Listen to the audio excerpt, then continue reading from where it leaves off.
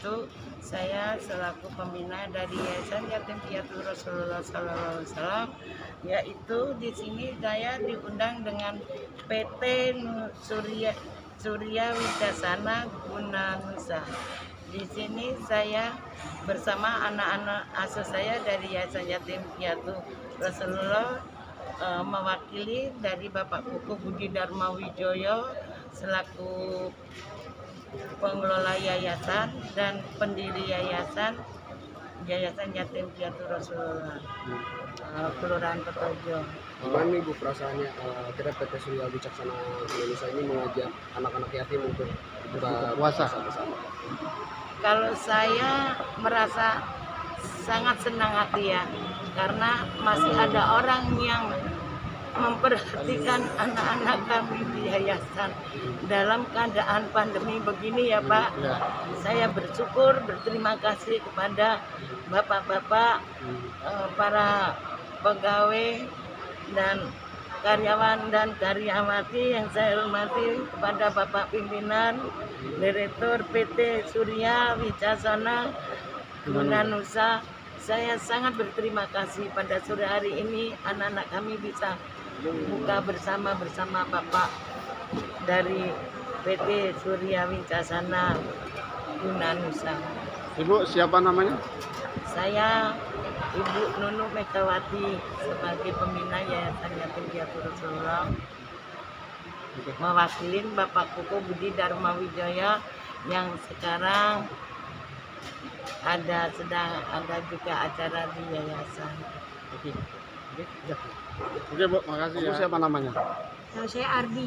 Abi dari Yayasan Yatim Piatu Rasulullah. Kelas berapa Dek? Kelas 1 SMP. kamu yatim apa yatim? Yatim. Yatim. Gimana nih perasaannya diajak buka bersama-sama PT Surya Wicaksana Gunanusa? Alhamdulillah senang dan gembira. Gembira ya. Kamu Lagi sama teman-teman semuanya ya. Kamu udah berapa tahun di yayasan? Aku sudah 4 tahun lebih. Kan 3. Iya. 3 tahun lebih kayak gitu. Terus yang cewek? Kamu ini beneran? Nama siapa? Salwa. Salwa. Salwa udah berapa tahun di yayasan? 3 tahun. Kelas berapa Salwa sekarang? Kelas 2 SMK. Kelas 2 SMK. Iya. Oh, jurusan apa? Akuntansi. Akuntansi. Nanti kalau misalkan udah lulus mau lanjut kuliah atau mau langsung kerja? Mau langsung kerja. Langsung kerja. Kira-kira mau kerja di mana? Kayaknya di kantor pajak. Kantor pajak ya. Apa aja? Mana nih perasaannya diajak buka bersama nih? Senang. Seneng ya? Ya.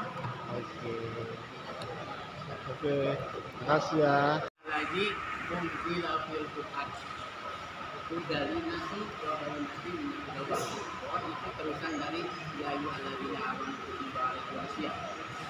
Di sini syahru itu diturunkan oleh Allah Subhanahu wa taala, syahrul Ramadan alladzi unzila fil Quran. Di dalam bulan Ramadan itu diturunkan oleh Allah Al-Qur'an itu untuk siapa? Bukan untuk hanya seorang muslim, tidak. Karena di sini adalah hudalinas untuk seluruh manusia. Alhamdulillah, apakah ini kita sampai. Jadi hudalinas Al-Quran ini bukan hanya untuk muslim, tidak. Untuk hudalinas, untuk seluruh manusia. Hudalinas. Yang kedua, wabainati dijelaskan oleh Allah Subhanahu wa taala itu dari surat Al-Fatihah, Al-Baqarah, Al-Imran, An-Nisa sampai ke Anas 114 surat ini dijelaskan wabainati oleh Allah Subhanahu wa taala sejelas-jelasnya. Ini Al-Baqarah yang pertama, la raiba fi dzalika kitabul la raiba fi, jangan ragu sedikit pun dengan Al-Qur'an ini. Jadi kalau ada umat Islam yang ragu, bukan Al-Qur'an yang bagaimana itu tidak percaya dengan Al-Qur'an. Karena Al-Qur'an wa bainati sudah dijelaskan oleh Allah Subhanahu wa taala sejelas-jelasnya. Kemudian yang ketiga wal Qur'an. Wal Qur'an ini tepat ada di sini. Yang saudara-saudara tahu, wal Qur'an ini adalah pembatas antara yang hak dengan yang batil. Jangan sampai kita berpuasa itu dicampur adukan antara yang hak dengan yang batil, yaitu wal furqan. Wal furqan ini pemisah antara yang hak dengan yang batil. Mudah-mudahan antara yang hak dengan yang batil itu Allah Subhanahu wa taala melindungi kita kalau kita sudah bisa menjauhkan yang buruk. Mulai dari sana. Ya Pak, untuk kegiatan hari ini Ya, alhamdulillah hari ini dari holding kita ya, Surya Wicaksono Guna Nusa, kita hari ini mengundang teman-teman dari grup, juga mengundang anak yatim untuk kita berbuka puasa bersama hari ini. Mas, mungkin kegiatan ini udah sering terjadi apa baru tahun ini? Kalau tiap bulan puasa pasti kita punya program. Kita pasti bulan puasa ini kan bulan ibadah ya.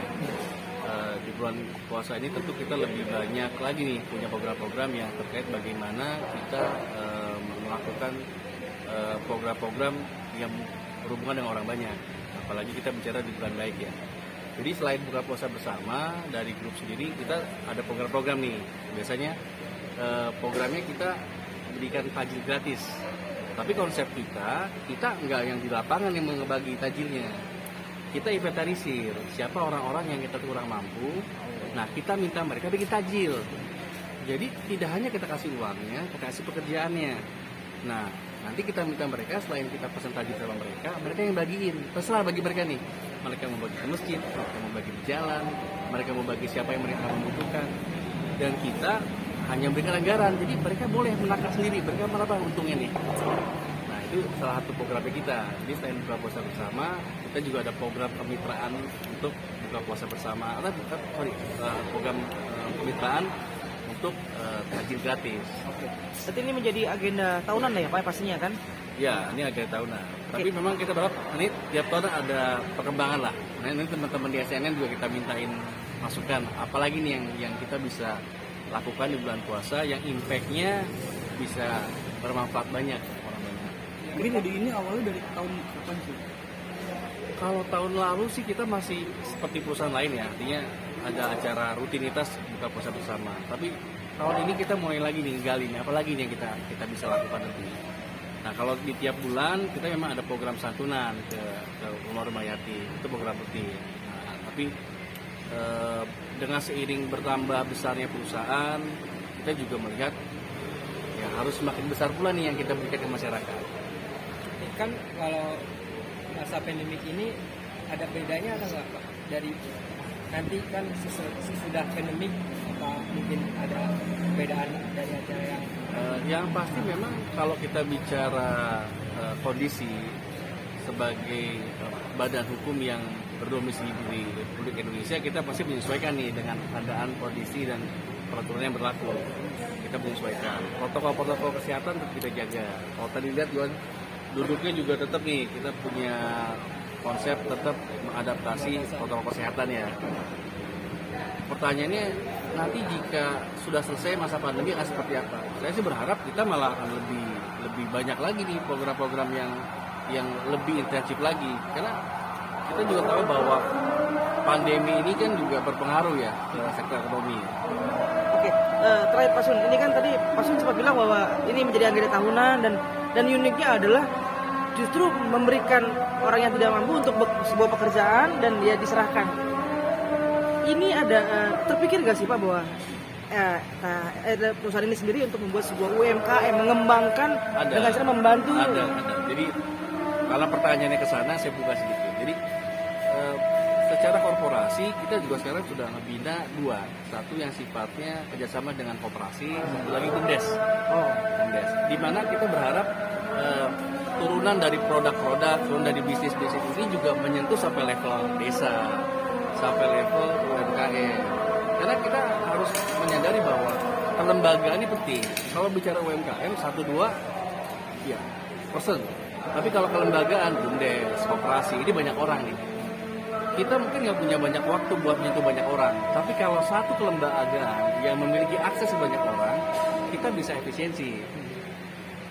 Berarti paling tidak ini menjadi sebuah yang balance ya Pak antara dunia dan akhirat ya Pak. Oh harus. Sebenarnya bukan balance. Dunianya kalau kita baik itu pasti menuju akhirat yang baik. Apalagi ibadahnya. Jadi dua-duanya ke atas nih, nggak ada ke bawah nih. Iya, sip. Oke, sukses terus Pak. Oke, Makasih Pak Sun. Terima kasih.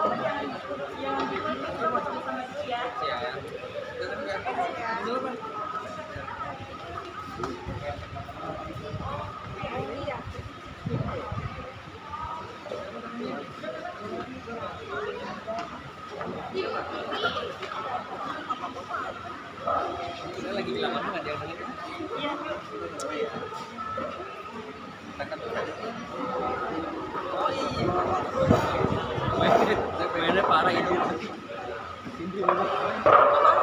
Ini mainnya parah. 1, 2, 3. Berapa?